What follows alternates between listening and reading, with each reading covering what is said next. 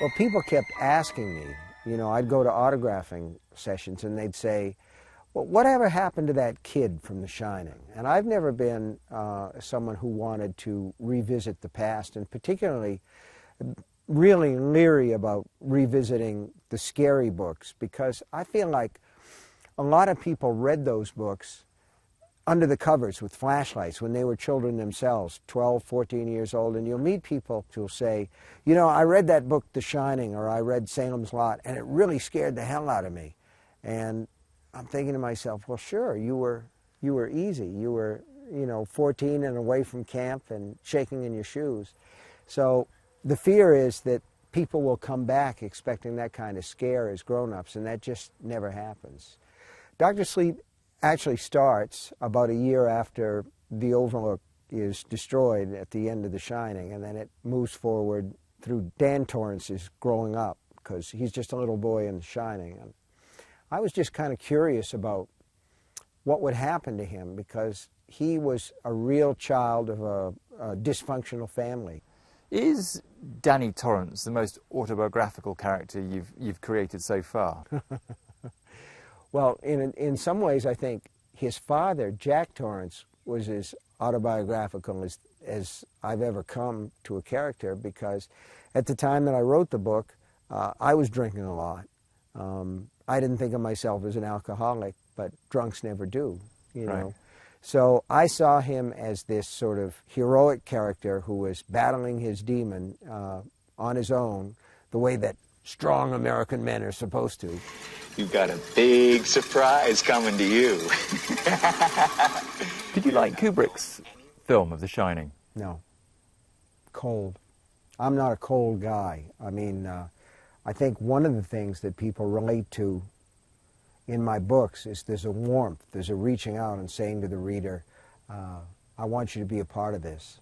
And with Kubrick's The Shining, I felt that it was very cold, very, well, looking at these people, but they're like ants in an anthill. Aren't they doing interesting things, these little insects? Woo, we made it. So pretty. Yeah. Jack Torrance in the movie seems crazy from the jump. Whenever you come in here and interrupt me, you're breaking my concentration. You're distracting me. And it will then take me time to get back to where I was. Jack Nicholson, I'd seen all his biker pictures in the 50s and 60s, and I thought he's just channeling the Wild Angels here. Stay away from me. Why? I just want to go back to my room. Shelley Duvall as Wendy is really one of the most misogynistic characters ever put on film. She's basically just there to scream and be stupid, and that's not the woman that I wrote about. Did you talk to Kubrick about it? I met him on the set. I was over in England on a publicity jaunt, just out on that one meeting that I thought that he was a very compulsive man. Do you think people are harder to scare now than they were back in the 70s? I think that it's still possible to scare people in a really honorable way if they care about the characters. You can't be afraid, really, for the characters if they're just cardboard cutouts. What I want the audience to do is to fall in love with these people and really care about them. Yeah, and that creates the suspense that you need.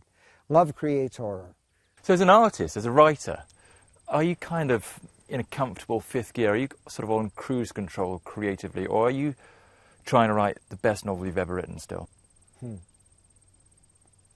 I'm not phoning it in, ever. No.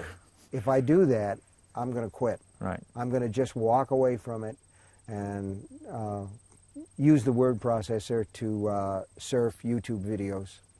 One of the noticeable things about your career, Stephen, is how the critical fraternity have changed their opinion about you. It used to be quite low, and now you're almost revered. Why is that, do you think? When I came on the scene, I was a brash young man. I had a lot of resentments against what I saw as literary writers, people who went to Ivy League colleges. They went to the same garden parties. They knew the same people. And I was furious about that. You know, I felt it was elitist. It was. But when the critics got a sniff of my work, which was about blue-collar people who drank in bars, you know, and fought in parking lots and that sort of thing, and there was just this sort of like, well, he's in it for the money. And that hurt? It hurt a lot. It hurt a lot. But you know what? You never let him hear you yell. And little by little, the wind changed a little bit. And I think a lot of what happened was a lot of the old-timers, the critics who really greeted my work with disdain, died off. And the people who are critics now, a lot of them, I scared the hell out of them when they were kids, and they kind of respect that. Stephen King, thank you very much indeed. You're the man. Thank you very much. Thank you.